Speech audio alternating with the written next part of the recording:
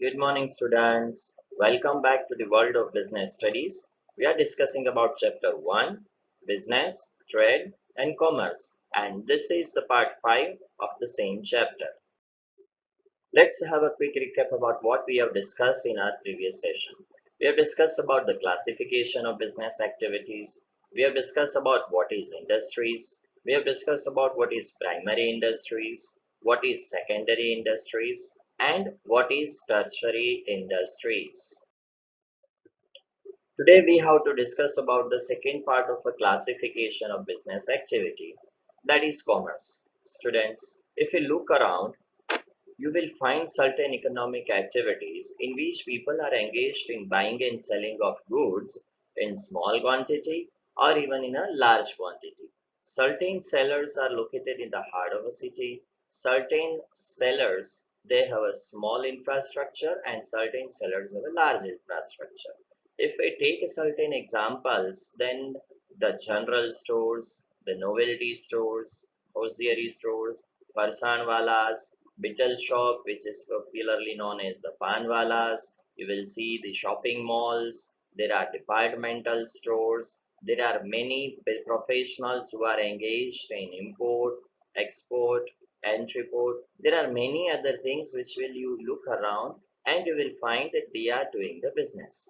Now, all these activities which are performed by these different businessmen, that is classified into the commerce. In addition to this, you will also find certain services in the society, that is the banking services, transportation services, communication services. This all services are also part of the commerce. So on the basis of this introduction, if we take the definition of commerce, then it refers to buying and selling of goods and services against money, and it also includes all those services which helps primary and secondary industries to run very smoothly. Students, this commerce is the field which will enable you to buy a particular product, and it will enable the seller to sell a particular goods or services. In addition to this, that primary and secondary industries, they require a certain goods and services which will be produced nearby area or far off area. So to provide these goods and services to those primary and secondary industries, there is a existence of other services like transportation and communication, banking and finance, insurance, warehouse and advertisement. So this all services helps the primary and secondary industries to run very smoothly. That is why this is also included in the field of commerce. If we look the definition very carefully, we can conclude that commerce is mainly divided into the performance of two activities, that is buying, selling and providing a certain services. So on the basis of this discussion, we can classify the commerce into the two different types. Commerce is further classified into two main types. First, that is trade, and second one, that is auxiliaries to trade. This auxiliaries to trade is also termed as a service sector or a tertiary sector. Now let's discuss about the first type of commerce, that is a trade. What is exactly the trade? Trade means buying and selling of goods and services against money. That is what exactly the trade is. For example, general stores, novelty stores, medical stores, traveling agencies, shopping malls, a dealership, import, export, and report. This all are the examples of a trade because they buy or sell goods and services in exchange of cash. Now, there are certain sellers or the buyers who purchases goods and services in a large quantity, as well as they purchase or sell goods and services within the India or beyond the Indian boundaries. So on the basis of this, the trade is further classified into the two broad categories, that is internal trade, and the second one, that is external trade. Let's discuss about both the types of trade in detail. Let's discuss about the first type of trade, that is internal trade. The name itself suggests what it could be or what kind of the trade it would be. Internal, it means within the geographical boundary of a particular nation.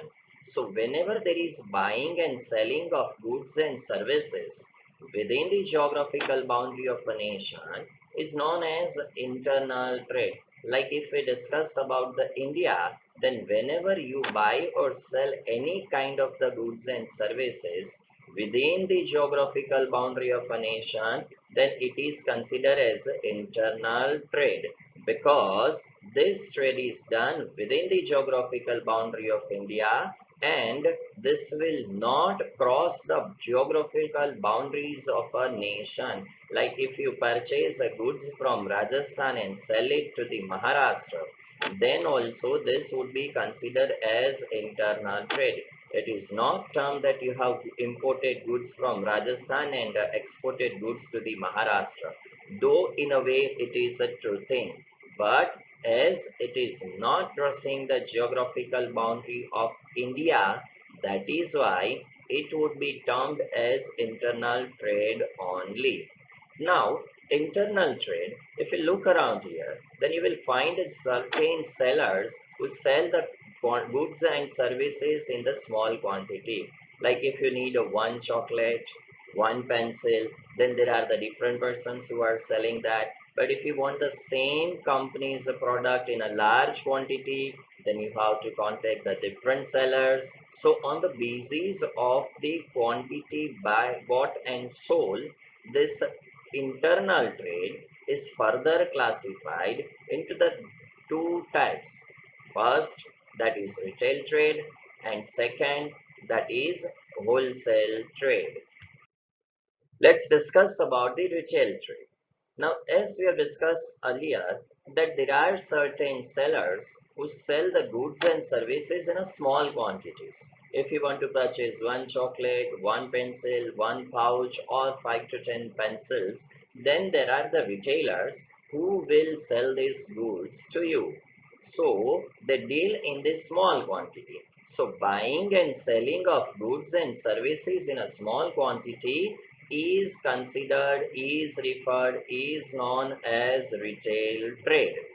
For example, general stores, novelty stores, grocery stores, stationery stores, a restaurant, this all are examples of a retail trade. Whenever you want to purchase any kind of the food, drinks, cereals, or anything, then the general store will sell you the goods in a small quantity. If you want to purchase any cosmetic products on a small quantity, then novelty stores offers you the product in a small quantity, etc. Now the person who is engaged in retail trade is considered as a retailer. If we discuss about the certain characteristics of retail trade, then we can say that retail trade generally deals in variety of the products of a different companies. If you want the product of Amul, it is available in the same retail trade. If you will ask, then give me one family pack of ice cream of Amul and one family pack ice cream of the Varilal or any other company, they will give you, they won't deny for that. So this retail traders deals in variety of the products of different companies, and they deal in the small quantities. Generally this retail traders, they sell the product only on cash basis, but if the consumer is a regular and known to the retail trader, then a retail trader also offers discount to them. And these retail traders do not maintain a stock in a large quantity, because as the size of their trade is small, there is no warehouses available with them, so they don't maintain a large stock with them. Now, there are certain retailers who are large retailers. Sometimes it is possible that certain large retailers they do maintain a stock, but this is the general characteristics of retail trade that the retailers generally do not maintain a large quantity with them. Now let's discuss about wholesale trade. Students, if you want to purchase goods or services in a small quantity, like if you want to purchase a 5 or 10 pen, then definitely you will go to the retail trader. But it's your birthday, you've invited 50 of your friends, and you want to give a special type of a pen to all your friends as a return gift. In this condition, quite possible the retailer won't be able to provide you 50 pens of a same company of a same type. In this case, you have to contact the person who is able to provide you the quantity in a large quantities. Like if you want a 50 pen, he is able to provide you 50, 500, 5,000 pens, in short, as many pen as you want. Why? The reason that he is the person who deals in goods and services in a large quantity. So, on the basis of discussion, we can say that buying and selling of goods and services in bulk or large quantity is known as a wholesale trade. For example, dealers, agents, franchisee business, etc. are considered as the wholesale trade. The reason is they deal in goods and services in a large quantity, in a bulk quantity. Whatever the product you are able to purchase from the retailers, that has been provided by the dealers, agents, and franchisee person to the retailers, and from there it comes to you. So these all are considered as the wholesale traders. Now, if we discuss about the definition of wholesaler, then the person who is engaged in wholesale trade is known as a wholesaler. Here, we have to discuss certain things about the wholesale trades. In retailer, we have discussed that the retailer deals in variety of the products of a variety of the companies, but the wholesaler is the person or institute who deals in variety of the products but not of different companies. Wholesaler can deal in variety of the products of a single company only.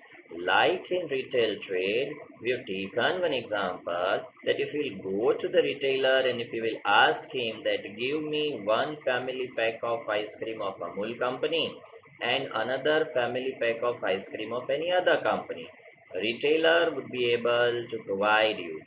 But in the wholesale trade, if you will ask for the Amul product, he will provide you the Amul products only if he is a dealer.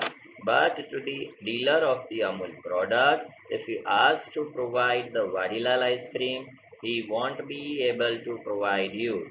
Like if you go to the Domino's and if you will ask the Domino person that give me one Mac Veggie, he won't be able to provide you because that is a franchisee of Domini and Domino's, and they cannot provide the products offered by the McDonald's. Same manner, McDonald's won't be able to provide you the goods of Domino's or US Pizza. So they do deal in variety of the products, but all the products would be of a single company only, not of any other companies. They do offer the products in a large quantity.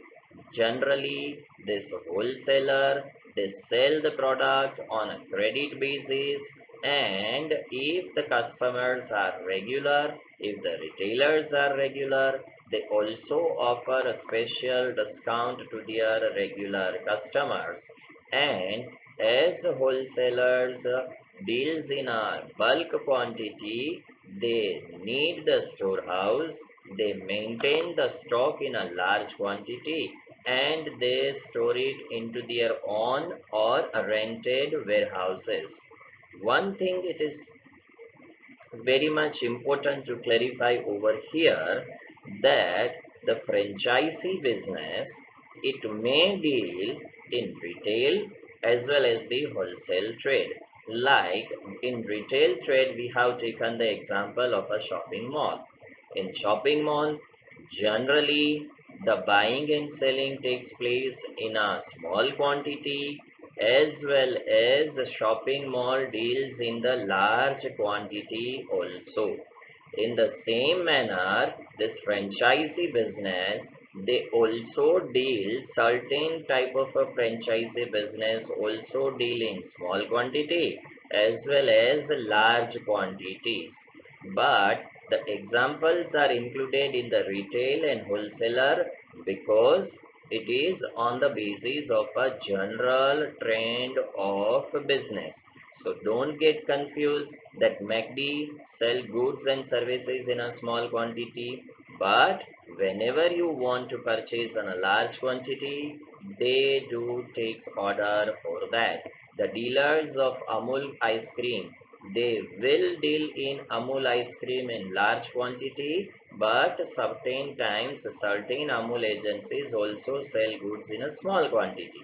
The classification is based on the general tendency of a business. So same person can be retailer, same person can be wholesaler too. But normal condition, if the person is buying and selling goods in a small quantity, he is a retailer, and if he deals in goods and services in a bulk, he is considered as the wholesaler.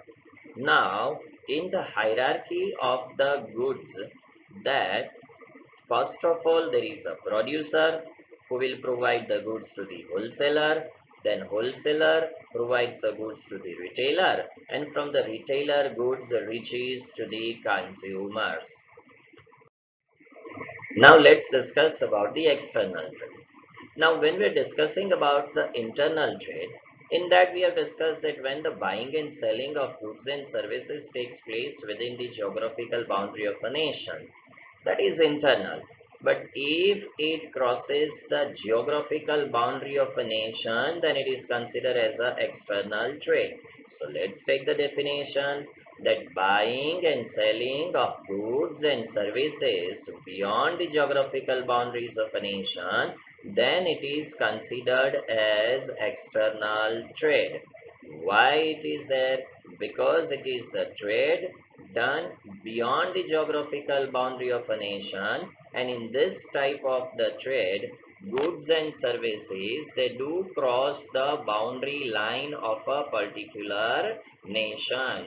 External trade is further classified into the following types on the basis of the activities performed by those trades. First, import, then export, and the final one, that is entry port. Let's discuss about what is import. Buying of goods and services beyond the geographical boundaries of a nation is known as import. If you know the definition of external trade, then in that there was buying and selling of goods and services. Whereas in import, it is only buying. The reason for this, that when you do the import, at that time you buy goods from somewhere. And when we discuss about somewhere, that place should be beyond the geographical boundaries of a nation, then and then only it can be considered as import. Otherwise, it would be considered as a trading. Like in the previous slide, we have discussed that if you are buying goods from Rajasthan, then it is not considered as an import because it has not crossed the geographical boundary of a nation, though it has crossed the boundary of your state. So this buying goods from Rajasthan is the example of internal trade, but when you buy something from the foreign countries, that is the example of import. In import, we buy goods from the foreign countries and bring it to the India for a resale or for further production purpose. Let's take one example that India imports petroleum products from OPEC. Students, the full form of OPEC, that is Organization of Petroleum Exporting Countries, which was in 10th standard SS Economics. Now, the person who is engaged in the import is known as importer. Now let's discuss about the second type of external trade, that is export. Now, in import, we buy goods and in export, we sell goods. So, the definition of export is that selling of goods and services beyond the geographical boundaries of a nation is known as export. In export, we sell goods to the other countries, not to the other states. Again, let's take the same example. If you sell goods to the trader who is in Rajasthan, is the example of the internal trade and selling. But if you sell your goods to someone who is in the foreign countries, then it is example of export, because in export goods and services crosses the geographical boundary of a particular nation and enters into the boundary of other nation. So when you sell goods and services beyond the geographical boundaries of a nation, that is considered as an export.